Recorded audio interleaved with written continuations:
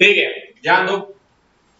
अब बारी है उन एक्सपेंसेस को जो कॉस्टिंग में कंसीडर ही नहीं किए जाते, that is non cost item, which means they are not directly और इनडायरेक्टली एट्रीब्यूटेड टूवर्ड प्रोडक्ट। वो प्रोडक्ट के लिए खर्चे किए गए, ऐसे खर्चे नहीं। In other words, these expenses are not chargeable from the customer। आप कस्टमर से इसका पैसा नहीं ले सकते। वो खर्चे जो आप कस्टमर से रिकवर नहीं कर सकते, उन्हें कॉस्टिंग में क्या कहा जाता है? Non costing. फाइनेंस वाले क्या करते हैं? सारे एक्सपेंसेस लिख लेते, पी&एल के डेबिट में सब एक्सपेंस है, सब एक्सपेंस खर्चा हुआ है, लिख लो डेबिट। हम ऐसा नहीं, हम जस्टिफाई करते हैं, नहीं नहीं नहीं, हम अच्छे लोग हैं। बाय डिफॉल्ट फाइनेंस में नहीं पढ़ा था, पर आज मैं फाइनेंस वाला नहीं हूं, दुग्गल साहब आज कॉस्ट अकाउंटिंग पढ़ा है। हम क्या करेंगे?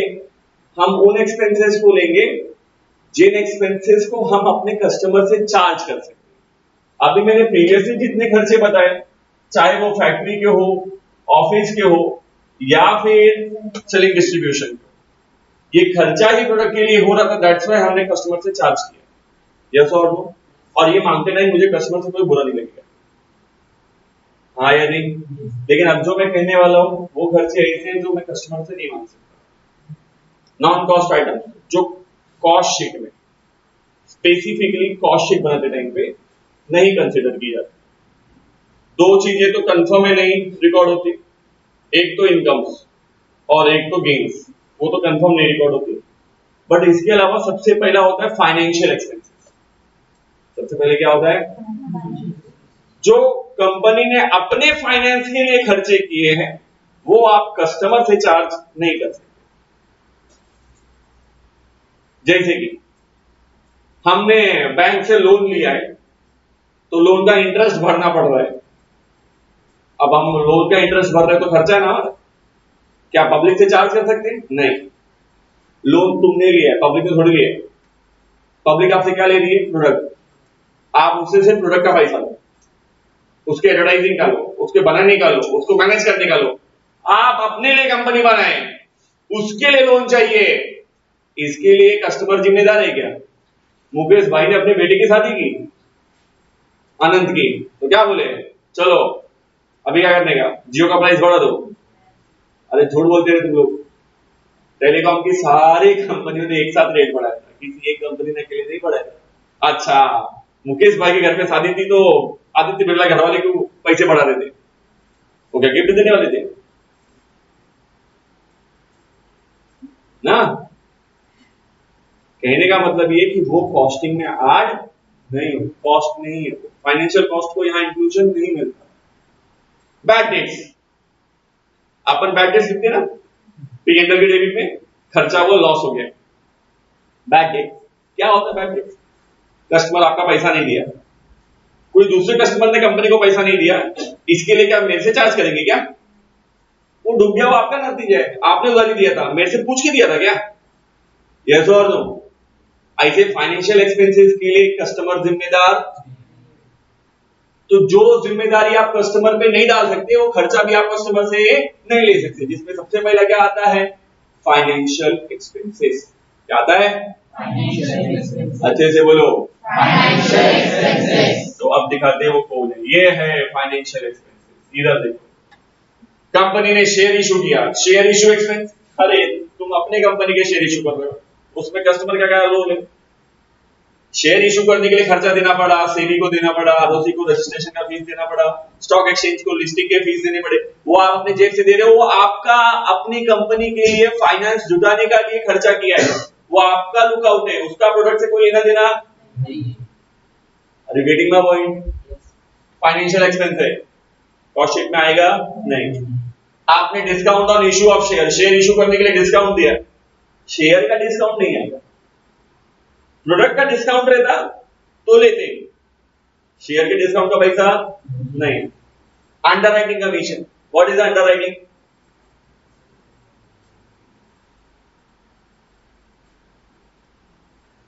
बड़े बड़े कॉलेज में बड़े बड़े बच्चे बड़े बड़ी बातें करते, तो मैं भी बड़ा बड़ा एक वर्ड है अंडरराइटिंग कमीशन। क्या होता है अंडरराइटर? क्या होता है? कमीशन कम देता है, मतलब जितना होना चाहिए उससे कम अंडरराइटिंग शायद।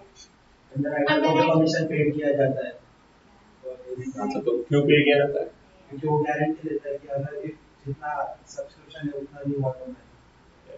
ये दिमाग का लग गया। जब कंपनी अपना शेयर लिस्टिंग के लिए जाती है, रजिस्ट्रेशन के लिए जाती है, शेयर इशू करवाने के लिए, तो रजिस्ट्रार उसको एक लिमिट देता है कि भाई देखो कंपनी बनानी है, हाँ शेयर इशू करना चाहता है, हाँ तब ठीक है। पब्लिक कंपनी चाहिए, हाँ हाँ पब्लिक कंपनी। अच्छा एक काम कर, चुपचाप जा पब्लिक से 10 करोड़ रुपया लेके आ शेयर के थ्रू। 10 करोड़ नहीं आया तो रजिस्ट्रेशन कैंसिल। ये थर्ड स्टेज है इनकॉर्पोरेशन में। कंपनी फॉर्मेशन में 4 स्टेज सिखाए थे। पहला registration, that is incorporation stage. नहीं, पहला प्रमोशन, फिर इनकॉर्पोरेशन, फिर कैपिटल रेजिंग, ये थर्ड स्टेप है जहां पे कंपनी क्या करती है, शेयर इशू करके पैसा लाना चाहती है। अभी तो डर तो सबको लगता है ना, गला सबका सूखता है, पर डर से मत डरो। ये तुम बोल रहे हो, अंडरराइटर ये बोलता है कोई टेंशन नहीं है, 10 करोड़ का, अरे मैं है ना, तुम आराम से जाओ शेयर इशू करो, नहीं खरीदेगी पब्लिक मैं खरीद लूंगा, बस और क्या चाहिए, टेंशन मत लो। हाँ या नहीं? पर ये मैं फुकट में करने वाला त्याच्यासाठी मला काय पाहिजे? हो कमीशन, हो कमीशन, उसके लिए मेरे को कमीशन चाहिए। यस और नो? That's very important. अब आपको आपका शेयर नहीं डूबे, रजिस्ट्रेशन कैंसिल नहीं हो, इसके लिए अंडरराइटिंग कमीशन भरे ना। इसका प्रोडक्ट से कोई लेना देना है क्या? डायरेक्टली और इनडायरेक्टली नहीं, बिल्कुल नहीं। ये आप कस्टमर से चार्ज नहीं करें, ये आपके कॉस्ट के लिस्ट में होने नहीं चाहिए। अगला कौन है? Loss by fire. अच्छा उसके ऊपर भी है क्या? Loss on sale of fixed asset. Sir ने कल को एसी बेच दी, हाँ या नहीं? सर को 10,000 का नुकसान हो गया, तो सब लोग काम करो बच्चों की फीस में ऐड कर दो, कितना जितना बोला रहेगा समथिंग अमाउंट जो भी बोले, इसमें 500-500 रुपया सब लोग और दो, हमको एसी बेचने पे लॉस हो गया। तुमको डाइजेस्ट होगा क्या बात? अरे भाई अपना एसेट तूने बेचा, नुकसान तेरे को, तो मैं काय को भरू? भरोगे क्या? ये कॉस्ट आपके ऊपर डाल नहीं सकते, ये प्रोडक्ट के कॉस्ट में ऐड होने वाला नहीं, समझे? आपने भाई फटक से समझा ना, अंडरराइटिंग वाला नहीं समझ रहा। Next, loss by fire. Company में आग लग गई, नुकसान हो गया, तो पार्ले जी वाला ठीक है कोई बात नहीं, नुकसान हुआ है, कितने का नुकसान हुआ? अच्छा एक काम करो, बिस्किट का प्राइस बढ़ा दो, ऐसा कर सकते हैं क्या? कोई लॉजिक है क्या? आग उधर लगी, जला, वो तुम्हारा प्रॉब्लम है, आप कस्टमर से उसके लिए पैसा चार्ज करोगे, ऐसा सही है क्या? सही है क्या? अरे आग लगी ना, नुकसान हुआ, इंश्योरेंस कंपनी से मांगो ना, इंश्योरेंस निकालना चाहिए था, वो उसका लुकआउट है, कस्टमर का लुकआउट है क्या? बोलो पक्का ना? जो मैं कहना चाहता हूं समझ में आ रहा है? ये खर्चे क्यों रिकॉर्ड नहीं कर सकते आप? क्योंकि ये प्रोडक्ट के पीछे के खर्चे नहीं है, ये डायरेक्टली हो या इनडायरेक्टली ये प्रोडक्ट को एट्रीब्यूट नहीं होते, इसलिए सब non cost item cost sheet में आएंगे ही नहीं, हमारे स्टेट कॉस्ट वाले स्टेटमेंट में आएंगे ही नहीं समझा? वैसे ही लॉस बाय थेफ्ट, किसी ने चोरी कर लिया,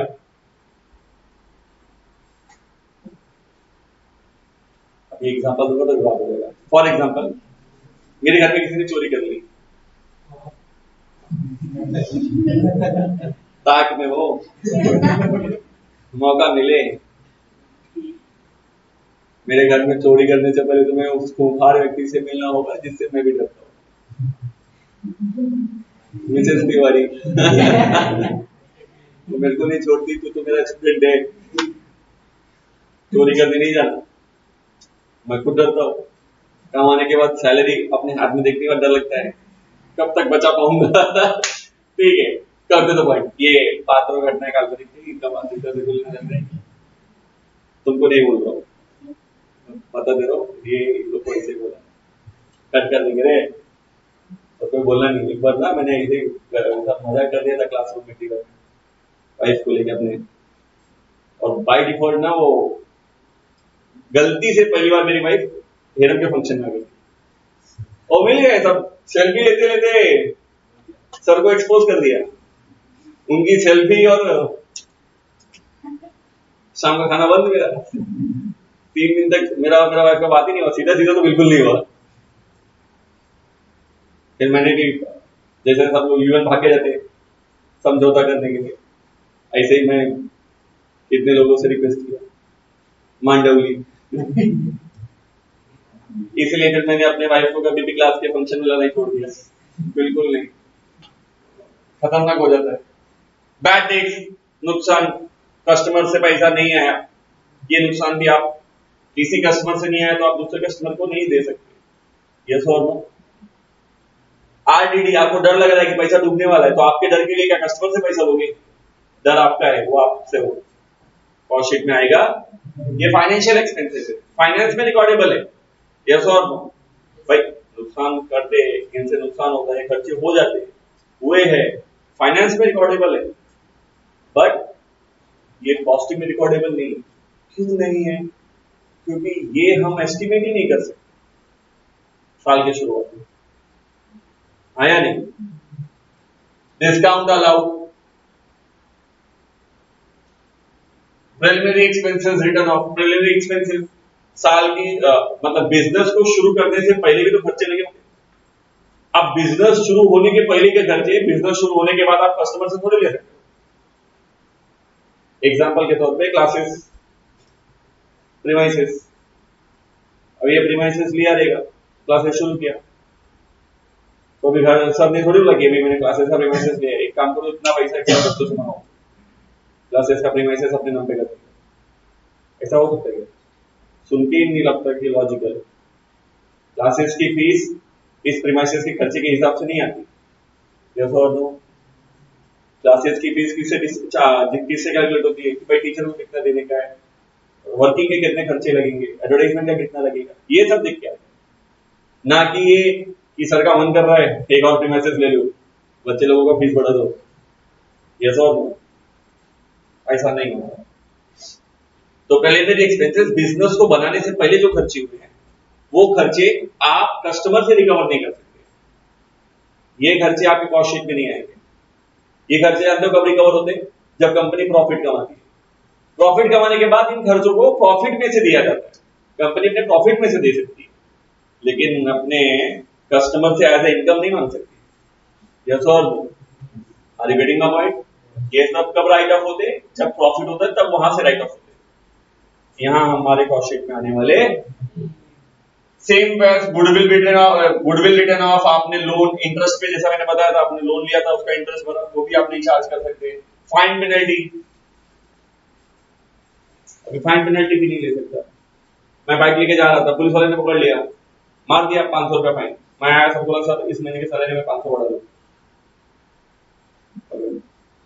लॉजिक बनता है क्या हाँ ये अपने कस्टमर से चार्ज ये मेरा गलती था उसमें कस्टमर का कोई दोष है क्या नहीं तो फाइन पेनल्टीज नहीं एक्सपेंसेस ऑन क्रिमिनल केसेस अब ये तो बहुत मजेदार है आओ गए चाकू मार के आ गए बहुत बड़े प्रोड्यूसर है चाकू मार के आ गए आए तो उनके ऊपर केस चलने लगा तो हाई कोर्ट में गए 50 लाख बोल दिया भाई पूरा केस सेटल करने का 50 लाख लगेगा बोला कोई दिक्कत नहीं अपने पास बहुत अच्छा है अपना कंपनी चल रहा है अपन अपने कस्टमर से वसूल लेंगे पॉसिबल है क्या अनएथिकल है नहीं कर सकते यस और no loss on sale of investment आपने कोई सेल्स टैक्स पेड किया ये सब आपका फाइनेंशियल एक्सपेंस है इनकम टैक्स पेड कर दिया ये इनकम टैक्स पेड किया सेल्स टैक्स पेड किया ये सब खर्चे आपके इनकम के ऊपर के हम यहाँ आपका इनकम काउंट करने नहीं बैठे हम यहाँ पे खर्चे रिकॉर्ड करने बैठे जो आप कस्टमर से ले सकते हो ये और नो इनकम टैक्स आपको अपने पॉकेट से भरना चाहिए सेल्स से अपने पॉकेट से भरना चाहिए कस्टमर के पॉकेट से नहीं निकाल सकते that's why it is not chargeable to the cost sheet yes और नो तो कॉस्ट शीट में ये सारे खर्चे होंगे ही नेक्स्ट कॉस्ट शीट में कौन से खर्चे नहीं होंगे that is what appropriation of profit the word appropriation means distribution of profit हमारा काम नहीं है प्रॉफिट डिस्ट्रीब्यूट करना, यहाँ पे हमारा काम क्या है, कॉस्ट शीट बनाना। तो अगर ये सब चीजें दिख रही है जैसे ट्रांसफर टू रिजर्व, ये रिजर्व में कब ट्रांसफर होता है, प्रॉफिट कमाने के बाद। अभी हमने प्रॉफिट कमाया ही नहीं, अरे मैं साल की शुरुआत में बैठा हूं, साल के एंड वाला काम नहीं कर सकता। यस और नो, कि भाई मेरे को रिजर्व में कितना डालना है, सिंकिंग फंड में कितना ट्रांसफर करना है, अपने शेयर होल्डर को डिविडेंड कितना देने का है, provision for tax, income tax, advance tax, dividend tax, ये सब कब होता है, साल के एंड में। ये साल की शुरुआत में तो एस्टिमेट हो सकता है और ना ही इस पे बात हो सकती, और ये कस्टमर से तो आप ले ही नहीं सकते। क्यों? क्योंकि this things are what, distribution out of what, profit. When you earn the profit it will be payable from the profit. Yes और no? Now today we are deciding only what cost, how much amount incurred directly or indirectly to my product. We have to calculate only that. Yes or no? And then after that cost we will just estimate how much profit we desire. वो अपन add करके selling price निकालेंगे। It doesn't mean कि पूरा future इधर ही सोच लेंगे, ये नहीं, क्योंकि ये पॉसिबल कब होगा, जब प्रॉफिट होगा। मैंने सोचा है ना सेलिंग प्राइस, सेल करूंगा, फिर प्रॉफिट होगा कि नहीं होगा, ये उस बात पे डिसाइड होगा कि ये होंगे कि नहीं होंगे। हाँ या नहीं? नहीं समझा? ये सारे एक्सपेंसेस भी आपके एस्टिमेशन का पार्ट नहीं हो सकते, ये कॉस्ट शीट का पार्ट नहीं। यस और no? Next, capital expenditure. Regular expenses are part of the expense, irregular expenses नहीं। जैसे कि एसी का डेप्रिसिएशन चार्ज किया, ऑफ कोर्स वो कॉस्ट में आएगा। एसी खरीदा, एसी तो एक ही बार खरीदते ना, यूज 10 साल करेंगे। यस और नो? तो ये जो वन टाइम वाले एक्सपेंस है, इनको रिकॉर्ड नहीं करने का, उनको हम लोग कैसा रिकॉर्ड करते हैं, through what, depreciation. Through what, depreciation is what, method to record the cost of product yearly basis. Yes or no? On yearly basis. भाई हर साल जितना प्रोडक्ट यूज, जितना एसेट यूज कर रहे हैं उतना डेप्रिसिएशन निकाल देते हैं। हाँ या नहीं? तो डेप्रिसिएशन फिक्स्ड एसेट्स का वो चार्ज हो सकता है, फिक्स्ड एसेट खरीदा ये चार्ज नहीं हो सकता। Capital expenditure should not be part of your cost sheet because they incurred only once or very few times. But here we are calculating the cost of product on the regular basis. For example, इस साल ही मेरे से product खरीदने वाली है, हाँ या नहीं? जरूरी नहीं कि अगले साल भी मेरे से प्रोडक्ट खरीदेगी। मैंने इसी साल पूरे एसेट की पैसे इसी से ले लिए, मतलब अगली साल जब कोई मेरा कस्टमर बनेगा तो उसको फुकट में मिलेगा सामान, वो खर्चा उसको पेयर करने का जरूरत ही नहीं पड़ेगा। क्या सही है क्या? अरे भाई जब तक उसको यूज करूंगा एसेट को, उसका खर्चा मैं दिन दिन से जितना जितना यूज किया रहेगा उतना उतना चार्ज करूंगा, क्योंकि उनके प्रोडक्ट को बनाने के लिए मैंने ये खर्चा किया ना।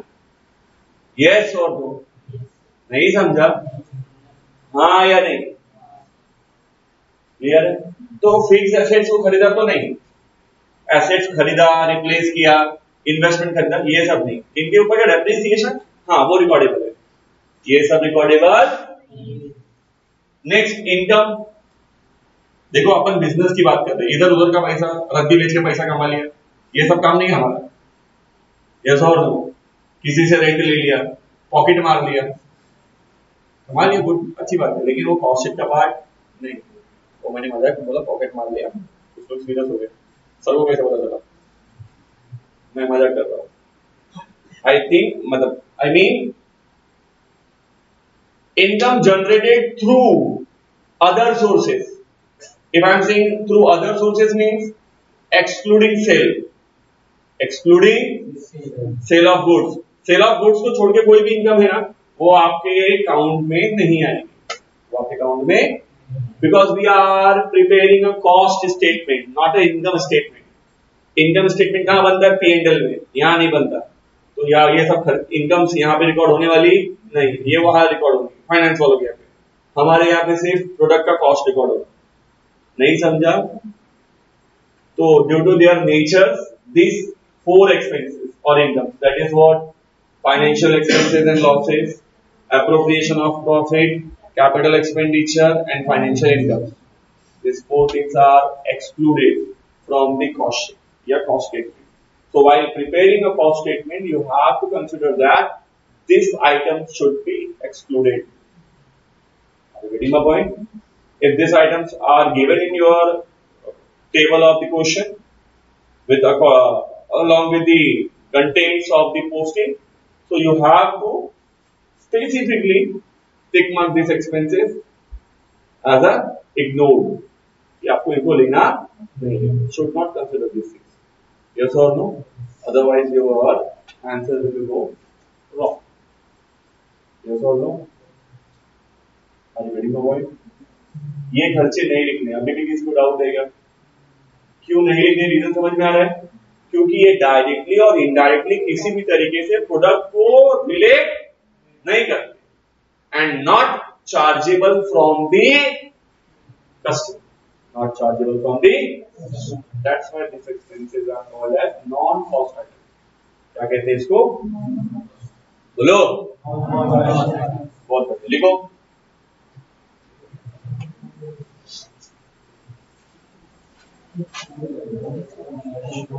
पहला नॉन कॉस्ट की हेडिंग लिखो. फटाफट कंटेंट लिखो. हाँ नहीं क्यों नॉन कॉस्ट आइटम का मतलब नहीं लिखोगे? सब